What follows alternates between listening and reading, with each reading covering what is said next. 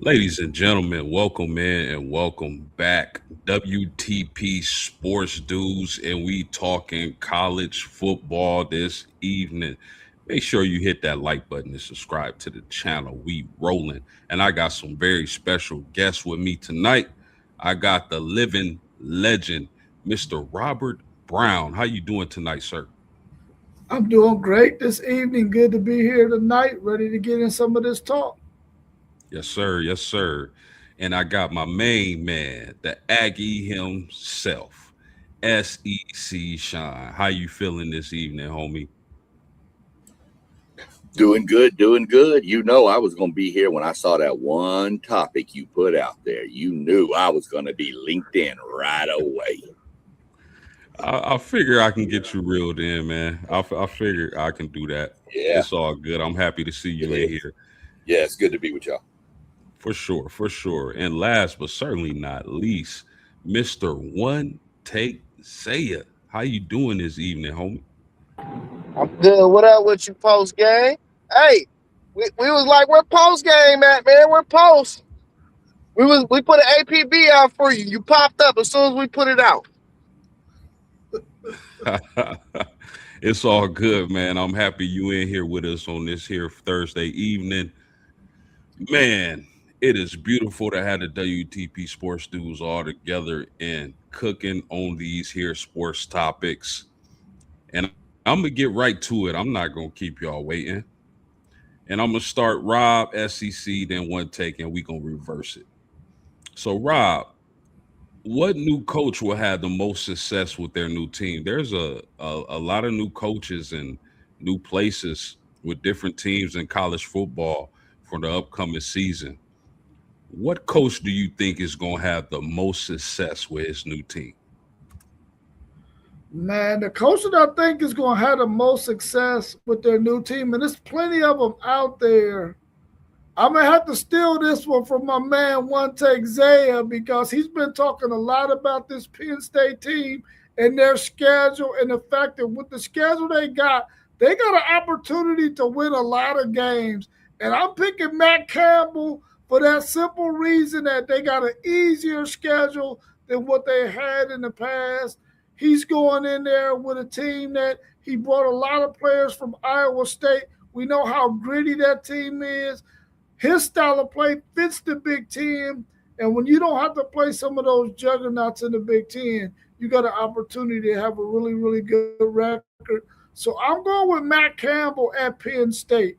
I think he's going to be the coach that has the best record out of all of those new coaches at their new team. Okay, Matt Campbell, one for Penn State. What you got on this, SEC? Well, I'm going to go a little bit different here because, A, their schedule's a lot easier this year than it was last year, the last couple of years. But I'm going John Summerall down in Florida. Florida's got talent. We know that. They got some receivers. They got to get a quarterback, but I think they'll be okay there. They got Boz running back. I mean, they're going to be fine, I think. Based on what we've seen out of Florida the past couple years, again, their schedule has gotten a lot easier. And I just think that he's going to, define success. I'm not saying Florida's going to be in the playoff or anything by any means, but I'm saying Florida's probably going to be an 8-win team, 9-win team in that range. I think he has the ability to get them there. Okay, John Summerall in Florida, the Florida Gators. I can dig it. One Take. What you got on this? Man, I'm going to have to go with a sneaky pick. I can't think of the coach's name at Oklahoma State that came from North Texas. I was thinking him, but with the Big 12 being wide open with everything that happened with Sorsby, we still got that BYU animal land over there. But I'm going to go West Virginia with Rich Rodriguez. He got Hawkins, the backup from OU. I think if he can get his offense installed, man, I think they can make some noise. So I'm gonna go Rich Rodriguez. First year head coach. Oh, I think. that's his second year. Yep. All right, yeah, I'm gonna go. Morrison from Oklahoma State. That's a I was really just good gonna say one, that. man. Eric Morris. Yeah. Bro, you That's a said really. North. That's a really good one, man. I like what he was able to do at North Texas, and then him bringing his team essentially to Oklahoma State over to the Big 12 with Hawkins and that quarterback. I think they're going to be wonderful, but we'll see what happens. For me personally, fellas, and I don't like saying this because everybody know I rock with the Irish, but I'm going to say Kyle Whittingham at Michigan, and I'll tell you why. Bryce Underwood has lethal talent that hasn't been realized. Now, is Bryce Underwood just a dude or is he that dude? That remains to be seen. But one thing I do know, fellas, is that Kyle Whittingham develops and coaches and puts mobile athletic quarterbacks in positions to be successful. So if you telling me Kyle Whittingham has the most athletic, the most talented quarterback he's ever had in his career, then I am going to say that Kyle Whittingham is going to finish the best amongst the new coaches. Anything else y'all got on that, fellas? Who is the new coach as far as a sleeper maybe out of UCLA? Because I've heard people say UCLA could be a sneaky team this year, but I don't remember who the head coach is. The head coach at UCLA, I know the one at Cal is Tosh Lupawi. Lupui. I apologize if I got that wrong, but I heard a lot of good things as far as UCLA as well. Man, shout out to Liam in the chat. He said, "Yo, hyped. I caught a show. Salute from NY. Salute to you, homie, and shout out to your New York Knicks. And we appreciate you being here and rocking with us tonight." He said, "Brian Hartline. Brian Hartline with the South Florida, correct?" Yeah, I like that pick, man. I like that name, Brian Hartline. We know what he did at Ohio State with those wide receivers. Can he start to pull some of those wide receivers who may not be on the radar of some of these big schools and turn them into big time wide receivers to the point where he starts to get some of those big time wide receivers? I like Brian Hartline right there. I like his offensive mind, and I think he's going to do wonders down there in South Florida. That's a really good pick, Liam. Really good pick. It's Bob Chesney, the James Madison head coach, is now at UCLA. There you go, right there. There you go, right there. Liam back in the chat. He said, "We finally did it. Just need the Irish to come through." We absolutely do, man. We absolutely do. My man Liam, man, the best pair of gold shoes I saw at Notre Dame Stadium for sure. Let's move on, fellas. My next question for y'all is, what Power Four team has the best chance to finish the regular season undefeated? I'm gonna start with you on this one, Take. Yeah, I mean, I'm gonna just go with the obvious choice. It got to be Notre Dame. You know, with how much depth they got on their team. I'm sorry to steal your squad though. Post game, you know, y'all got the depth though, and I think y'all just got 2 or 3 swing games. If y'all make it out of them games, y'all should be pretty much undefeated. I actually put me a ticket in to say that y'all went undefeated, so I hope y'all do because I want my money. That's for sure, man. That's smart money, man. That's smart money if you ask me. SEC Shine, who you got, man? Well, real quick, Zay, we think alike because I did the same thing. I was going to go Notre Dame as well, based on what he said, but I'll pick somebody different just for parity's sake. I'm going to run it with something crazy here. I'm going to go with Houston. I'm going to go with the University of Houston. I think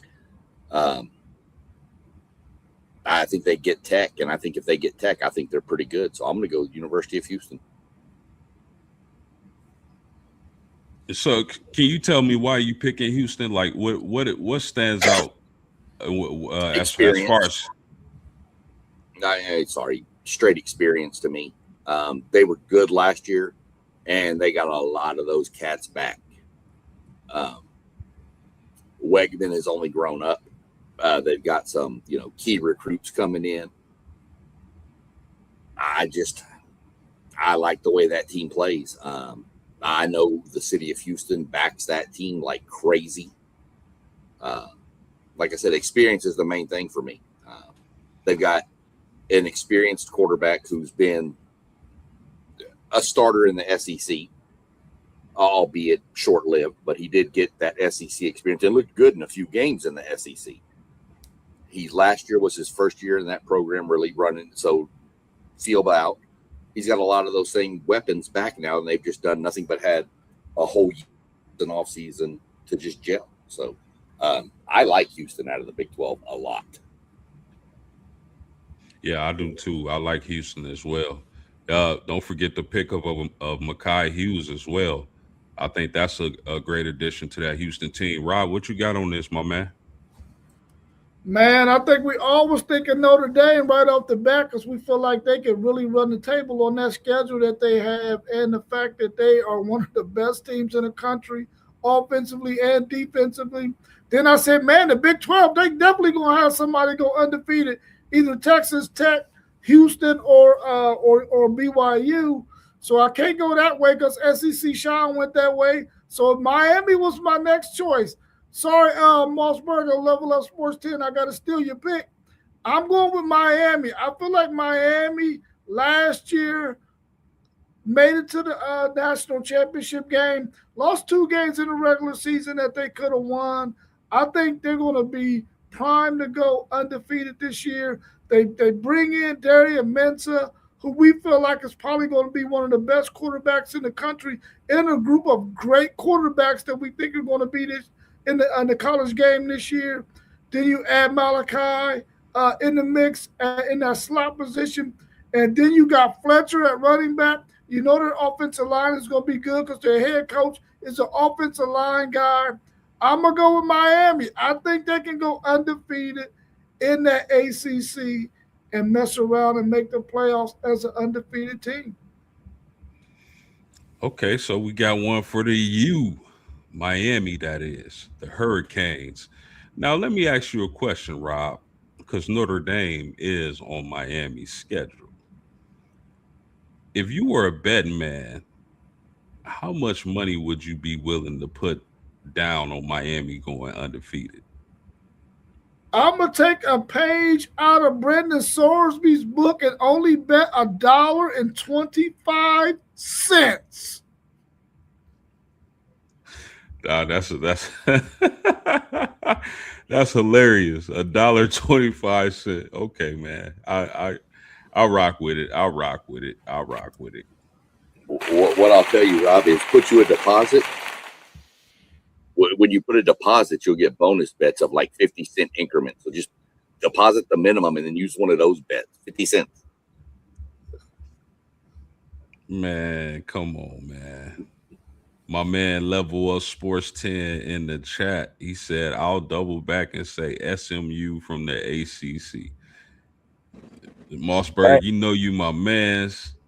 You gonna eat those words, my guy. You gonna eat those Rob, words. Go ahead, Zay.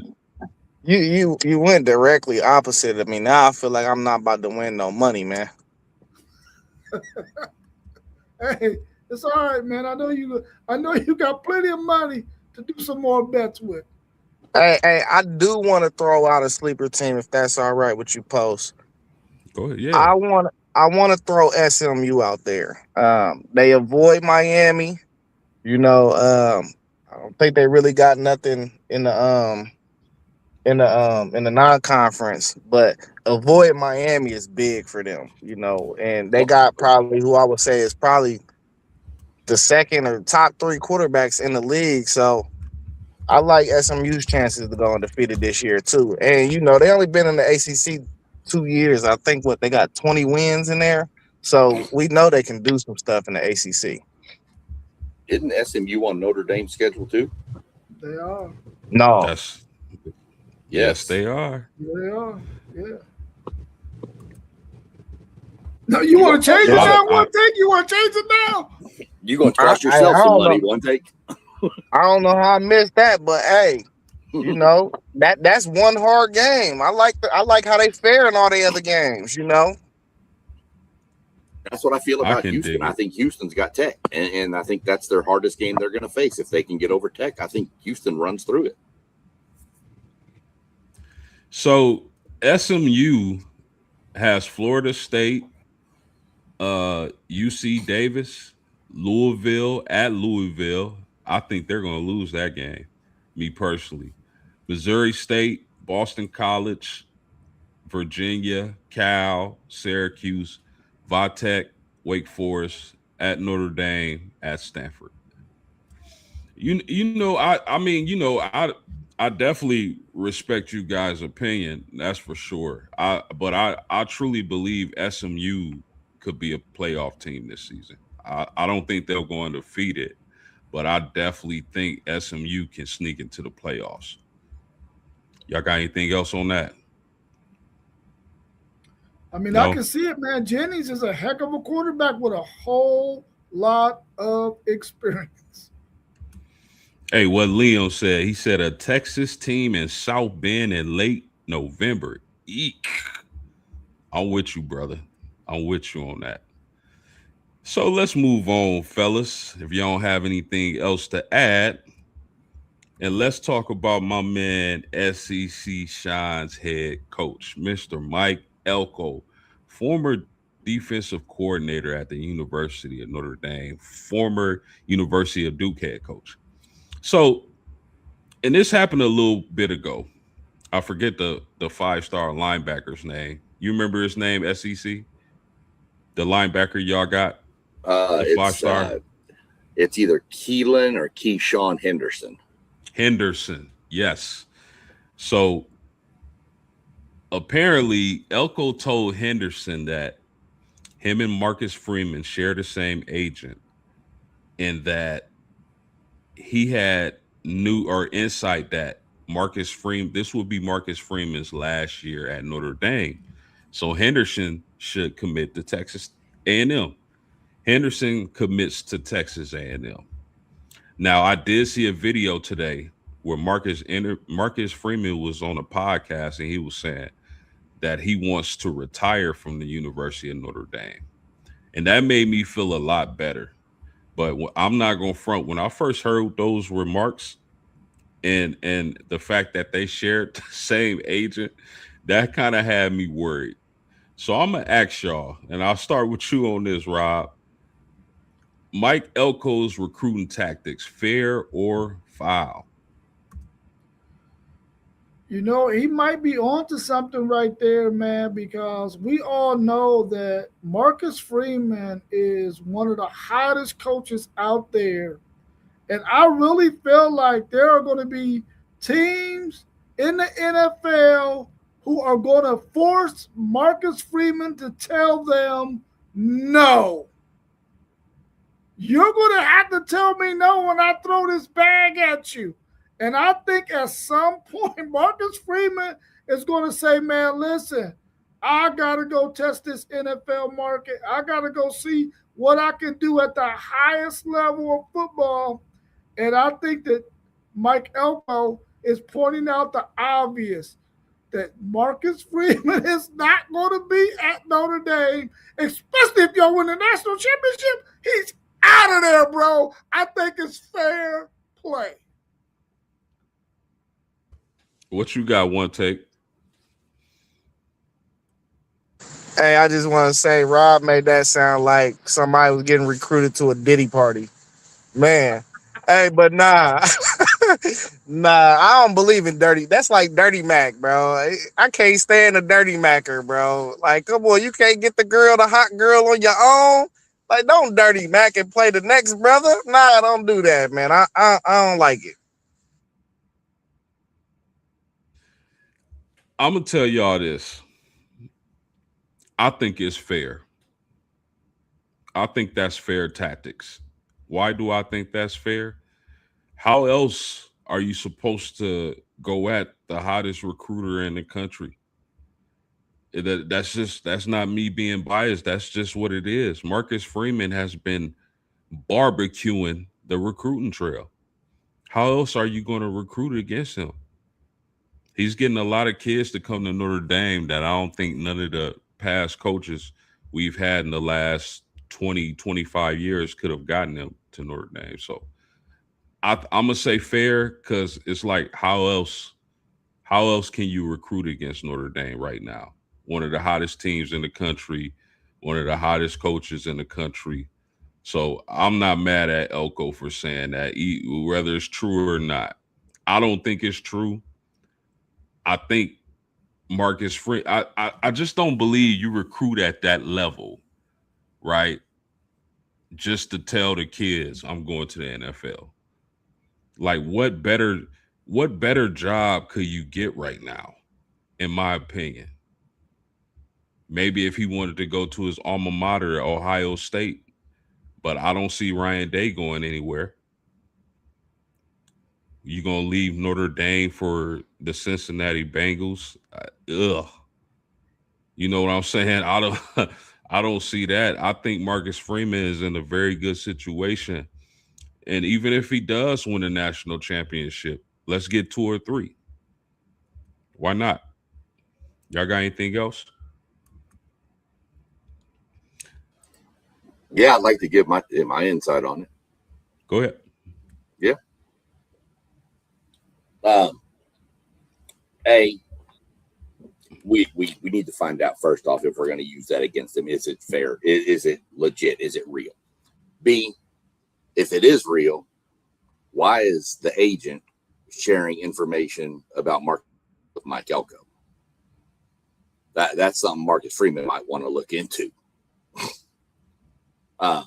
As far as recruiting, Notre Dame's on a heater. A&M's on a heater. They're both outpacing everybody.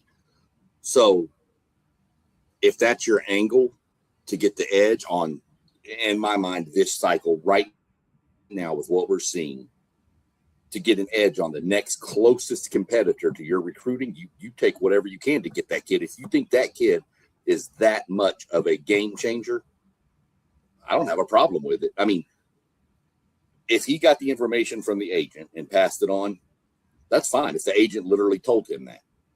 If Mike Elko, and let me state, I don't believe Mike Elko's out there making up stories. Okay? I don't think that's Mike Elko's character to go in and just say, oh, well, I heard that. So I don't have a problem with it.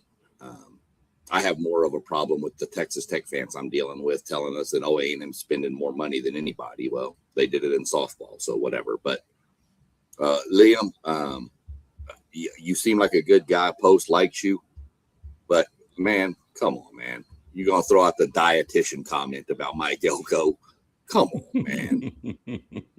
You know, Mike, I'm going to put it this way. I'm going to say, Mike probably wasn't that big until he got into Texas. But when you get down to Texas and start slurping up that barbecue like that, it'll add a few pounds to you pretty quick. But that was probably a comment that I thought I was going to lose it on. So a funny comment, really funny.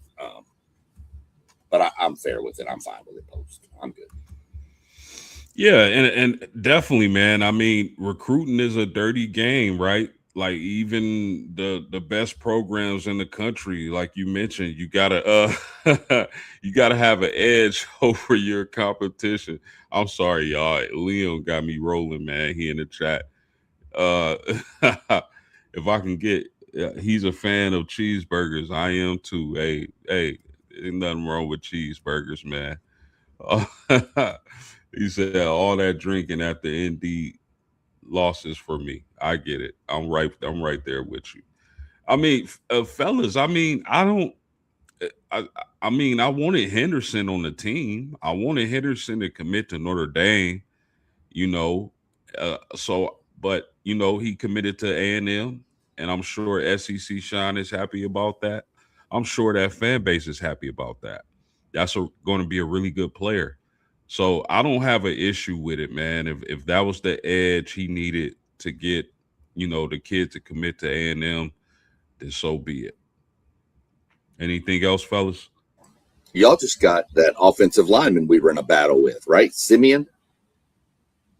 We were top two for him. So it's like, if you got Henderson, maybe we get Simeon. If we get Simeon, you get Henderson. To me, it was whichever with that. So yeah, it's all good. They're just both on heaters right now. Post those two schools crushing it. Hey, that is 100% true. Notre Dame and Texas A&M are still 1 and 2 in the country in recruiting. Some mega classes for sure.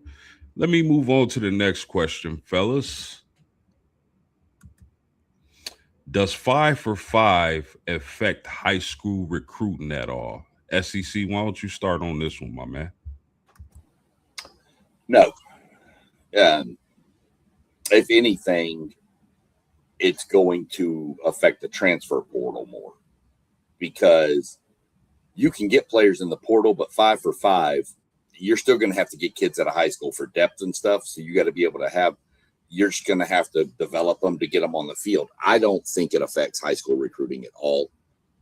High school recruiting is still the backbone of college football, college athletics, period. But with 5-for-5, knowing, let's say, for example, we spent $4 million on Henderson to come to A&M, and we got him for allegedly 5 years. We all know they don't stay that long, but we know that in year 3, he needs to be on the field. He needs to probably be on the field year 1 or 2, but by year 3, he definitely needs to be on the field.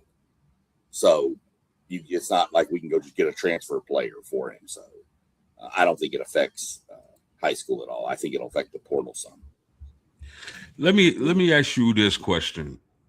Do you think coaches with the 5-for-5 deal, do you think they'll be looking for players more so that could come and contribute right away? I do. I think with the portal, if you're looking at what are they going to look for out of high school or recruiting or out of the portal, out of high school, you're going to be looking for kids that are close. You're going to look for more high ceiling kids that are closer to their ceiling than you are kids that are more developmental for 5-for-5.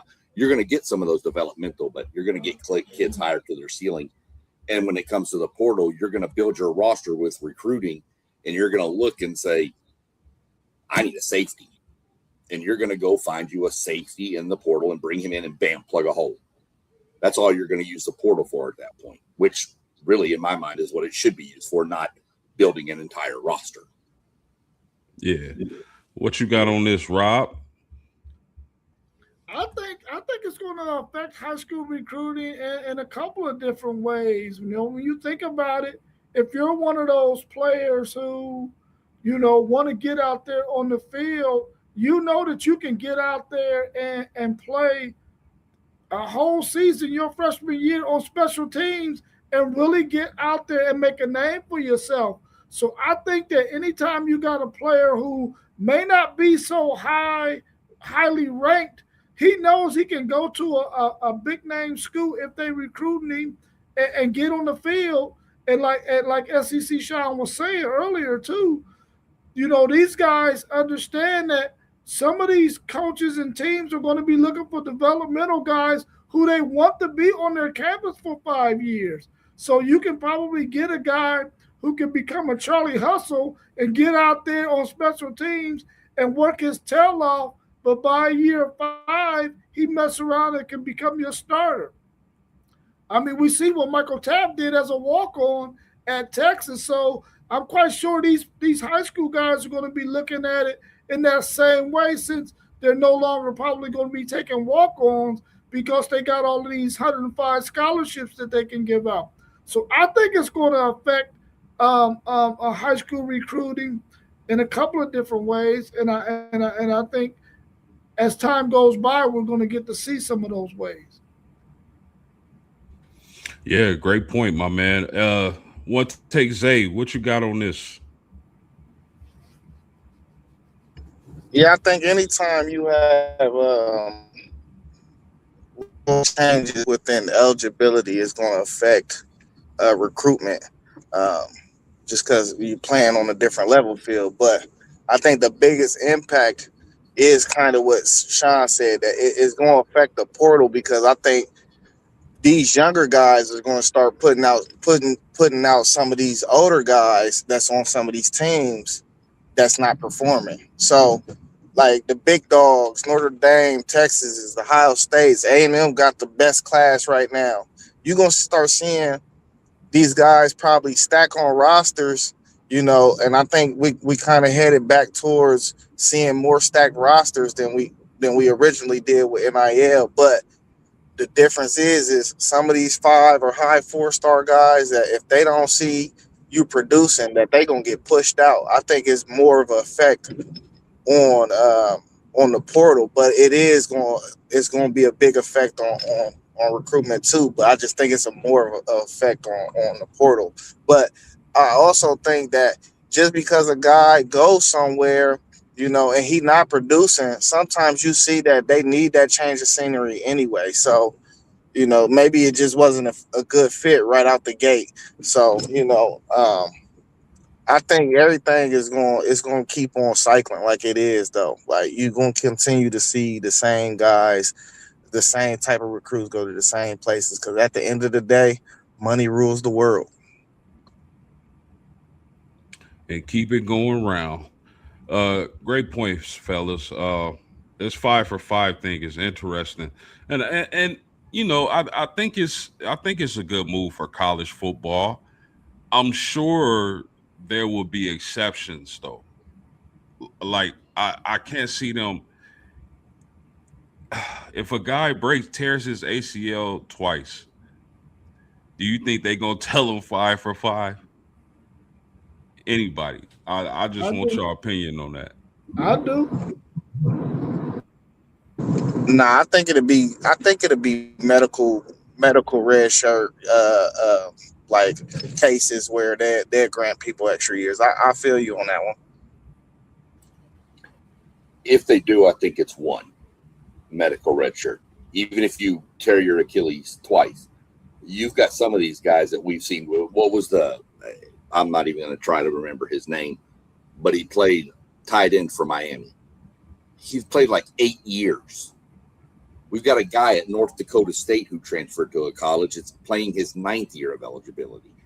What are we doing here? Come on. That's getting out of hand. So I get one medical red shirt, but I won't go above that. The big caveat in all this is you have to get the one transfer and you're done rule in. How many of those multi-year injured guys actually turn out to be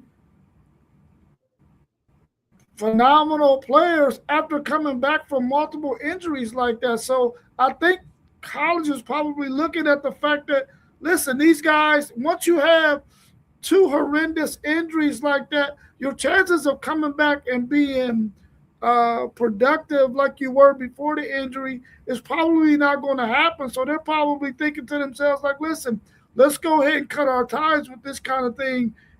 We want you to get your education, get it in them 5 years, but don't think that you're going to be able to come out here and play on this football field when really you're going to be taking up a space for somebody else who could be out there playing, especially if you already had 2 serious ones.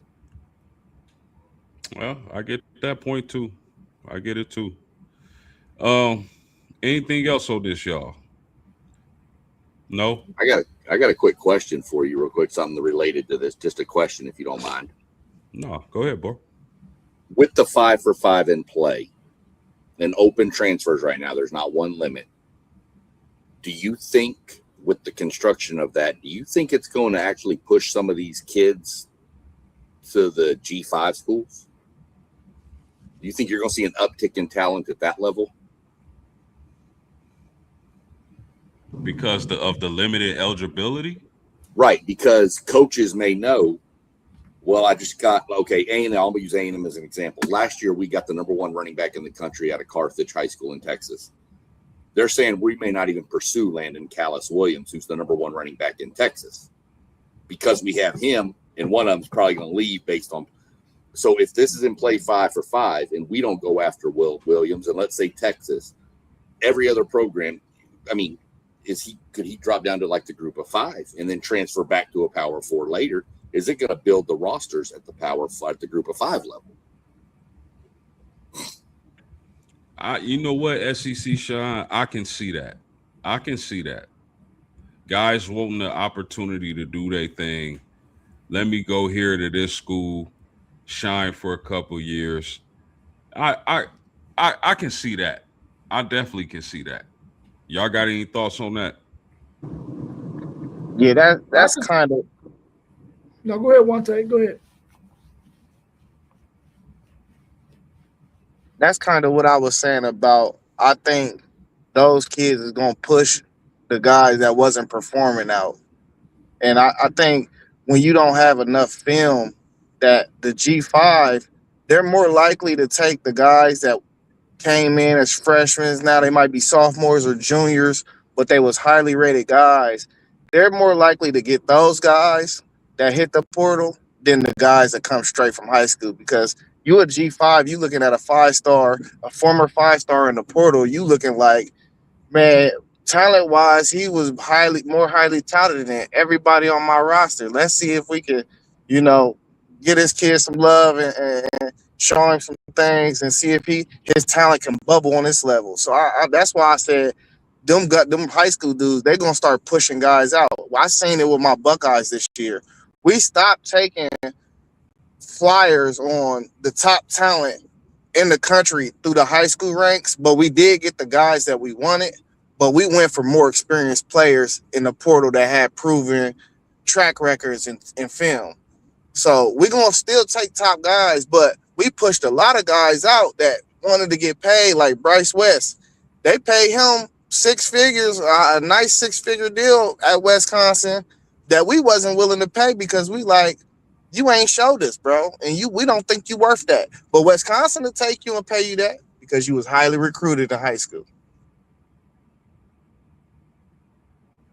Yeah, I don't see these college players who have an opportunity to make money at a Power 4 school, no matter how small that amount might be, and then go down and play at a group of 5 school, unless it's about playing time and they just want to try to rebuild themselves up to get back to a Power 4 school.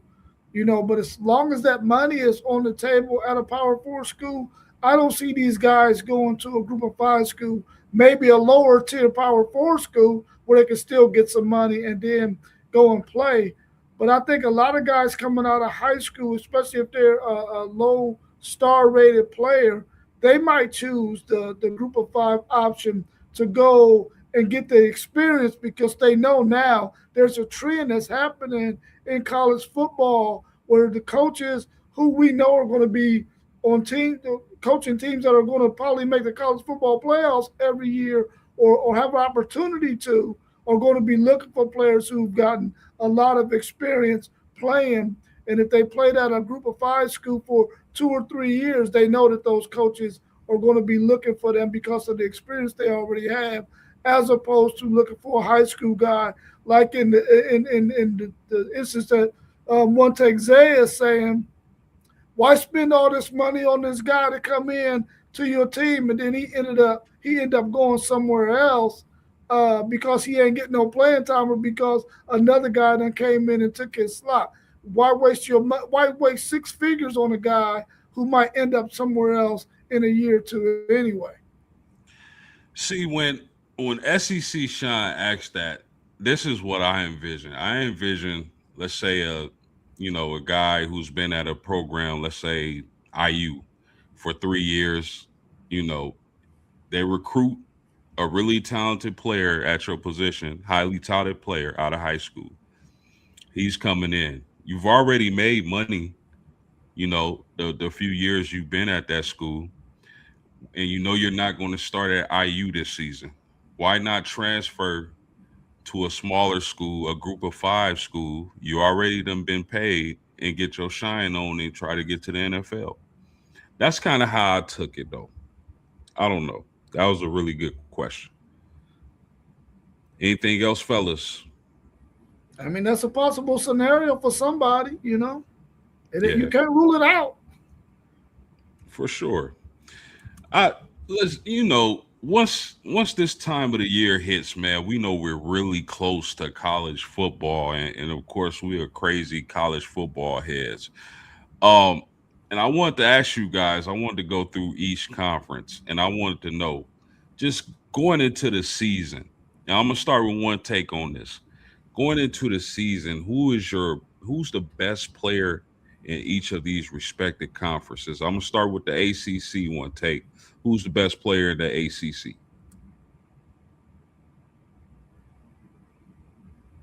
No one take. All right, SEC Shine. Who's the best player in the ACC? This is a tough one. I'm gonna take Jennings from SMU. I just think he's dynamic. I think he's super dynamic. And it's tough. There's some dudes down at the U down there in southern Florida. So, but I'm gonna go on a limb here a little bit. I'm gonna take Jennings from SMU. What you got, Rob? I mean, I'm glad he went with SMU guy, man, because I'm going with Malachi Tony as the U.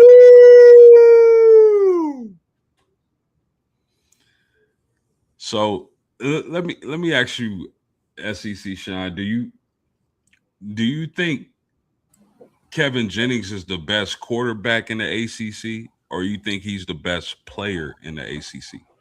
Well, I think it's a little of both. I think he can do a little bit of everything. He can run the ball. He can throw the ball. He's kind of a Swiss Army knife back there. He's a typical dual threat. You would take him. You would take him over Mensa. Yes. Can y'all hear me? Yeah, we hear you.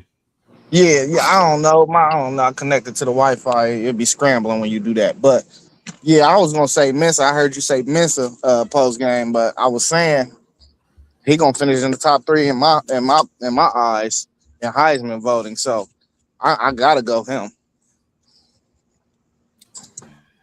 Rob, when you said Tony, right? Do you think Tony is? I'm asking you the same thing I asked SEC. Do you think Tony is the best player in the ACC or the best wide receiver in the ACC? I think he is the best player in the ACC. I feel like when you put the ball in that guy's hands, he could do so many things. He can change the dynamic of the game when he get those touches, man. And I think we seen a lot of that last year. A true freshman who reclassified, I might add. And now he in his second year with a better quarterback, in my opinion, with a more experienced uh, running back in Fletcher, who balled out last year. I think Malachi Tony is the best player. Now, I know Deuce Robinson got something to say about that. I know Mensa got something to say about that. But I'm picking Malachi Tony as the best player in the ACC. I'm gonna ask you this question as well. One take. Do you think Mensa is the best player in the ACC, or is he the best quarterback in the ACC? When you asked Rob that, man, my antenna raised, and I was like, "Who am I missing?" And I put it on. I put it on like Isaac Brown, bro. I'm gonna have to say Isaac Brown is actually the best player in the ACC. Because he got a cape on his back and he show up every week he on the field, bro. And they wouldn't do. I don't think they nothing without him. I was gonna say Isaac Brown for the ACC. So I'm with you on that point. I like Isaac Brown. I think he's a very versatile, electric running back, and he's going to do big things for Louisville this season. As well as getting Lincoln King host from Ohio State. I think that's going to help him out a lot. So let's move on to the Big Ten. Rob, who's the best player in the Big Ten? I mean, the best player in the country, Jeremiah Smith. What you got, SEC? Well, this is why I hate going second on some of these. This is a top, and then again, I'm going to take another quarterback out of there from Oregon. I'm going to take more out of Oregon. I think he's a substantial player. That's where I'd go with. I'd go with more in my mind. Yeah, I like that pick. It's tough because we value quarterbacks like on a different level. So it's tough to put any position over. But I want to know what One Take think. Go ahead, One Take. I want to keep it kind of interesting and throw some other names. We know Jeremiah Smith. I think he's the best player in the country, but I'm gonna throw a name out there: Carter Smith, tackle from Indiana. I think that kid is probably going to be the best tackle in the draft. Okay, so we got a QB, wide receiver, and a tackle.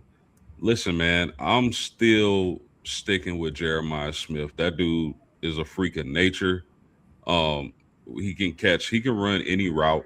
He gonna catch it at the line of scrimmage, midfield, catch it deep. It don't matter. That dude is a matchup nightmare, and a handful for anybody to deal with. So I'm gonna stick with Smith, even though I really like the Dante Moore pick. I like that a lot. You can't go wrong with a quarterback. Let's move to the SEC, and I'll start with One Take on this one. Best player in the SEC. I'm gonna go Ahmad Hardy all day. I think Ahmad Hardy, running back from Missouri, he gonna have a cape on his back. He got a lot to do this year. I think he can figure out how to have them in contention, and I think he'll show his worth of a playoff berth.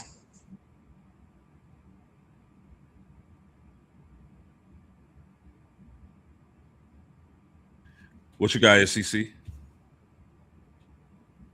Going with a running back, but going one with a little bit further south than there.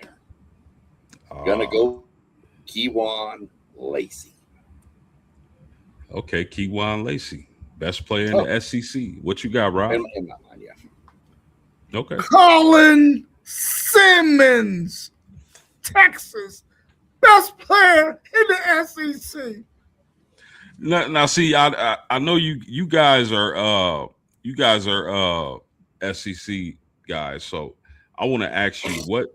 I'll start with you, Rob. What separates Colin Simmons from everybody else? What separates Colin Simmons from everybody else is his BGO, his ball get off is unbelievable. And we know that when you got a player who can get after the quarterback, who can make tackles have nightmares, and can get after that quarterback like that, man, he can really change the game, because you have to change your whole offensive scheme on a guy like that, which takes away from your offense. And I think he's going to affect the game much more than any of those offensive players are going to. So I'm going with Colin Simmons because I just think that he's that dynamic. And he's going into his third year, which means he's going to be much better against the run. Good point. Well, Liam, I don't think Arch was mentioned because, he wasn't the most impressive quarterback at the Manning Academy. I don't know. SEC Sean, what makes you say that Lacey is the best player in the SEC? I'll get to Lacey, but I'm really shocked Rob didn't go with Peyton and Eli's nephew. And as far as BGO, that's going to translate to boy, get out of here. That's going to be coming up pretty soon. At least I hope, because that dude's a menace. But Lacey is just Lacey, dude. He's electric. If you watched him last year, anytime he touches the ball, it's a hold your breath moment. You know, if Ole Miss is on offense, you don't go to the concession stands or the bathroom because you're going to miss something, whether he's running it, whether he's catching it. I'm not going to be surprised if Ole Miss is trailing in a game and they need a punt or kickoff return to set them up for a late score, that they don't throw him back there to do that too. That kid is electric. He's one of the most electric, game-changing running backs I've seen. Ahmad Hardy is amazing. Ahmad Hardy's not that breakaway speed back. He's more of a power wear you down. He's still quick, don't get me wrong. Lacey's something else, though. Lacey's just a whole different animal. Yeah, I'm surprised no one said Ball, but I understand why y'all are going with Hardy and the kid from Mississippi. I mean, I want to say Lacey, but I mean, Ball is really impressive too, man. That's our the SEC. That's for the SEC conference. That's a tough question.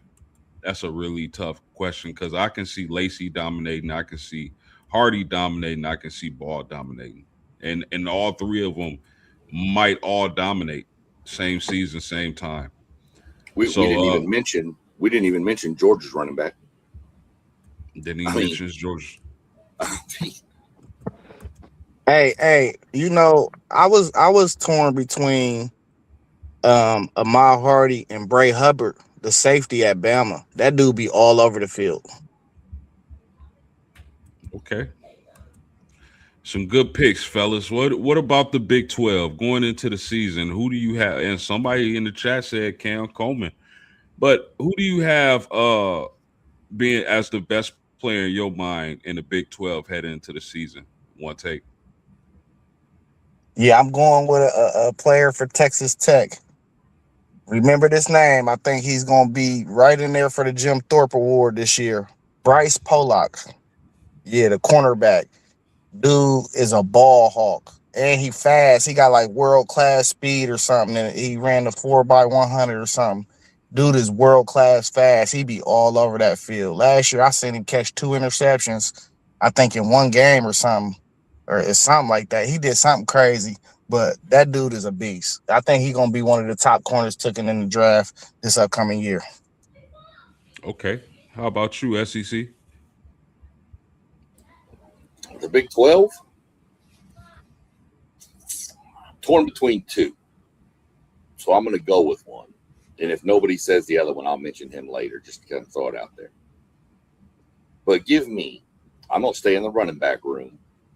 I'm going to shift out west to Provo. And I'm going to take LJ Martin. And I think what he brings to that offense with the experience and the level he is of his maturity, especially when you had a freshman quarterback, I think he's going to do nothing but get even better. Another dynamic running back that I think it makes BYU what BYU is. You know, you took my pick, my man. You took my pick, and I'm extremely disappointed now. What you got on this, Rob? Man, he took my pick too, man. I don't know too many Big 12 dudes, man. So if they only got two guys we can mention, they ain't doing too much. I'm gonna go with the guy at Oklahoma State, the quarterback. He didn't have the greatest time at the Manning camp, but he did all right. Out of North Texas, I'm gonna go with him. His last name escapes me.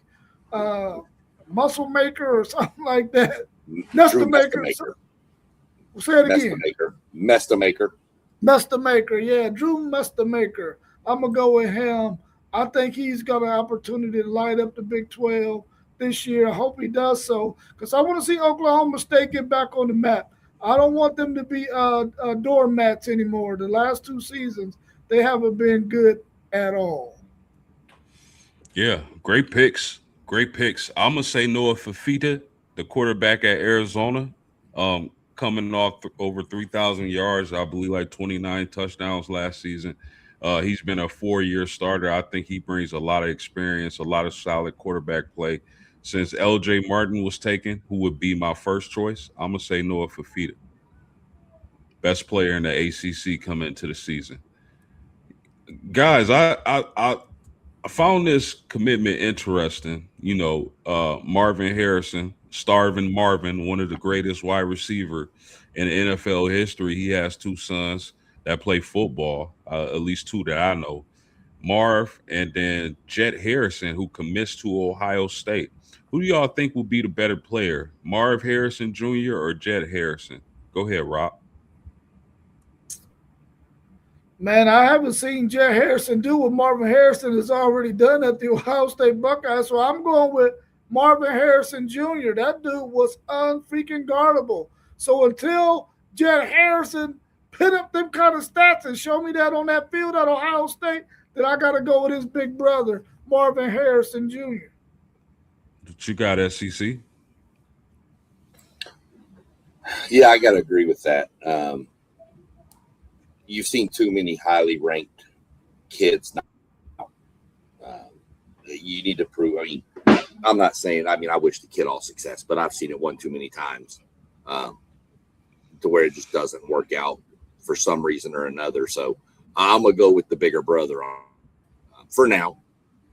Let's check back in a couple of years, and we'll see if our thoughts have changed.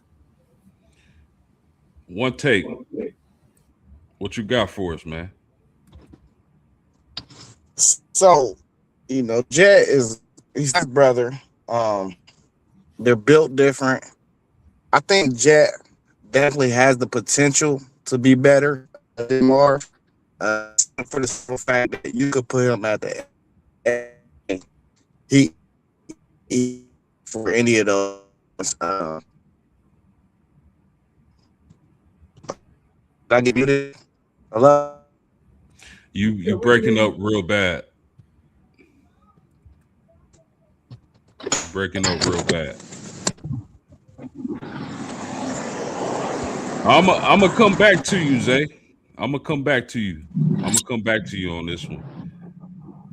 I think yes. I mean, you guys made really good points. I think Jet Harrison potentially could be better than Marv. He's higher. He's ranked a little higher coming out of high school. I think Marv is the bigger body receiver, the possession guy. I think Jet might be a guy who can really stretch the field and be really explosive. Like I said, he's rated higher amongst recruits in the nation. I believe Marv was a high 4-star and Jet is the 5-star. I don't know. We'll see. But man, I don't like basing things off potential. So I guess I'm gonna give the slight edge to Marv, but I will not be surprised if he was the better receiver at Ohio State. You with us, Zay? Yeah, how do I sound? Perfect. Yeah, I was saying that Jet he's built different than Marv, so he got the body for the X, Y, or the Z. I think he's more versatile than Marv was. I think he got a little more twitch and more explosiveness. But I'm with you, Post. I don't like the, the basing it off of like the potential thing. So I want to see it, but without a doubt, his ceiling is higher. And hey, I just want to say, wide receiver, you continues. This is back to back 3 classes. 5-star receivers. We're gonna keep rolling them in. Yeah, no doubt about that. That's definitely a NFL factory for wide receivers, man. There's no doubt about that. I'm excited to see Jet Harrison's career play out. That's for sure. Last question, fellas. ESPN names Notre Dame's Leonard Moore the best defensive player in the country. Agree or disagree? I'm gonna start with you, Mr. SEC. Ooh, there's some good defensive players out there this year, man. But Zay was spot on with the guy from Bama, the one from Tech. That safety from Bama is something else. But I'm going to agree, and here's why. He's a cornerback that you automatically know you don't throw to that side of the field. It's done. You don't go that way. That half of the field is shut down, which that in itself makes Notre Dame's defense that much better, knowing we only have to defend half the field with the pass, because Leonard's going to take care of everything over here. So there's some other great ones out there, but I'm going to have to go that I agree with Leonard Moore as the defensive player of the year. What you got? One take. Anytime I hear Jeremiah Smith player. Oh, you breaking up real bad. You breaking up. We're gonna come back to you. What you got, Rob? Yeah, I gotta agree, man. I don't want to agree, but I gotta agree, man. That Leonard Moore is the best defensive player in the country in college football, man. Like SEC Sean said, whenever you got a guy who can shut down one whole side of a field, and all you got to do is focus on what you're going to do on the other side as a defensive coordinator, I mean, that's your greatest gift. We saw what Deion Sanders did when he went to San Francisco and shut down one whole side of the field, then flipped and went over to the Cowboys and won Super Bowls there. We know how important a cornerback is to any football team. And when you can take away a receiver, I mean, we've seen it with Revis Island. We've seen it with a lot of great defensive backs, man. They just make – normally the pass rusher makes it better for defensive backs, but in this case, Leonard Moore is making it better for his pass rushers. I totally agree with that one. Okay. Well, and let me throw this real quick. Another reason I said something about it before we jump to Zay. Leonard is one cornerback that is not afraid to stick his nose down and get down and dirty at the line of scrimmage. Yeah. And that's hugely important, because not only is he shutting down half the field with the pass game, but you got to think twice about running to his side too, because he's a sure tackler. So that's the other reason I give it to him. Yeah. You ready to roll, Zay? I don't know. Phone tripping? Is it tripping? How I sound? You sound better. All right. Yeah, man. Listen, anytime that stamp you, do respect. Jeremiah, if he ain't one, he top 3. But I'm gonna say he is, because Jeremiah stamped him, and I don't think nobody can really guard Jeremiah. I think you need 3 dudes to guard him. For sure.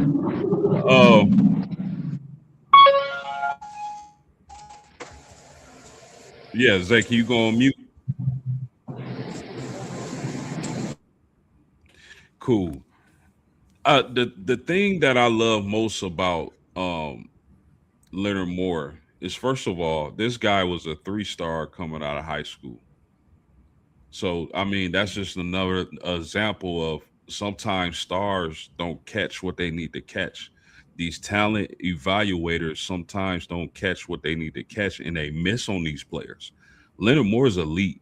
The thing that I like most about his game is he's able to travel boundary, slot, field, anywhere where you have a opposing wide receiver who's a big threat. You can move him anywhere on the field and he can cover them. So that's what I love about Leonard Moore, and I definitely agree he's the best defender in the country. Anything else, fellas, before we get out of here? You being a Notre Dame guy. One question I had about Leonard Moore real quick, post, and you probably answer it better than anybody I know. Was he in the first recruiting class under Freeman? Or was he Kelly's last? This would be his junior. So, yeah, he was a Freeman recruit. Well, you were talking about the 3-star. That just tells you all you need to know about Marcus Freeman's recruiting. You find a 3-star that turns into that under his tutelage, tells you all you need to know. Absolutely, absolutely. One take, you got something? Want to take you there? No? Rob, you got anything else? I think what we're starting to find out about a lot of these really, really good football coaches and their staffs, or that they're starting to look beyond 5 stars, 4 stars. Of course, they want to get those guys, but they're looking to see what guys who are out there, do they fit their system for one? And are these guys really as talented as these stars say they are? And you're starting to see a lot of these coaches and their staffs become really good evaluators of talent. And they're going all over the country to get guys where you used to see mainly Florida schools were getting mainly Florida guys, and mainly West Coast teams were mainly getting West Coast guys. Now you see coaches going all over the country getting guys, and they're becoming such great evaluators of talent that we're starting to see players go from their norm or playing in their state to going anywhere in the country to play. Yeah, that's a great point. And I'm sure NIL had a lot to do with that, huh? This is the It had some for sure. Yes, this is the NIL era. Man, I appreciate y'all, man. I love chopping it up about sports with the homies, man. I'm happy y'all can make it in. Hold on, we got one more comment before we get out of here. You need to develop a couple of 3 stars because they are a bargain. Hey, that's actually that's a good comment. That's a really good comment. And I agree with that. But for Rob, with WTP Sports Studios, with SEC Shine of the SEC Shine podcast, from One Take Zay of the One Take Zay podcast, and me post game of Post Game Sports, we out of here. Peace.